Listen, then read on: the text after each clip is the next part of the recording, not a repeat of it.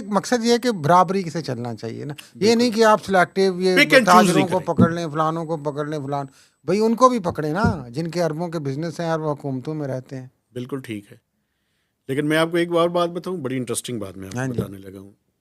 आपको पता है कि फील्ड मार्शल और पाकिस्तान के आर्मी चीफ बहुत वेल कनेक्टेड हैं पाकिस्तान के फाइनेंस मिनिस्टर के साथ, जाहिर है और उनको जो बाज़ दफ़ा रिपोर्टा लास्ट कुछ मीटिंग्स में तो ऐसे भी हुआ है कि उन्होंने मीटिंग के दौरान ही उनको मैसेजेस जो है ना वो आने शुरू हो वो गए जाहिर है वो व्हाट्सएप के ऊपर। रिपोर्टर स्पाटा लेनी है, उन्होंने अपना भी तो दिखाना है यार, लेकिन नहीं, मैं आपको उन्होंने बता रहा दिखाना हूँ, है, उन्होंने भी दिखाना है कि यार है करो ये देखो ये देखो ये देखो। लेकिन ऐसे चीफ साहब से हम भी इंसाफ की अपील लिए वैसे बैठे मैं हैं, आपको एक बात कोई बताऊं, सुनवाई नहीं हो पाकिस्तान रही। को बहुत रेलेवेंट कर दिया है चीफ साहब ने और हाँ, फाइनेंस मिनिस्टर ने मैं मिलकर। कहता हूँ अच्छी बात है, लेकिन फील्ड मार्शल साहब से अपील है खुदा रहा कुछ इंसाफ की तरफ भी तवज्जो दें।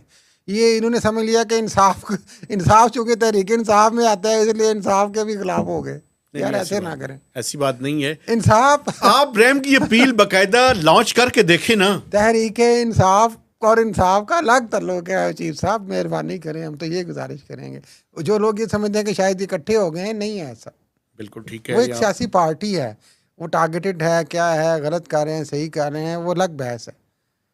लेकिन इंसाफ इज समथिंग एल्स जो हर पाकिस्तानी को चाहिए, मुझे भी चाहिए, आपको भी चाहिए। फील्ड मार्शल साहब प्लीज़ इंसाफ को तहरीक इंसाफ का हिस्सा ना बनाएं।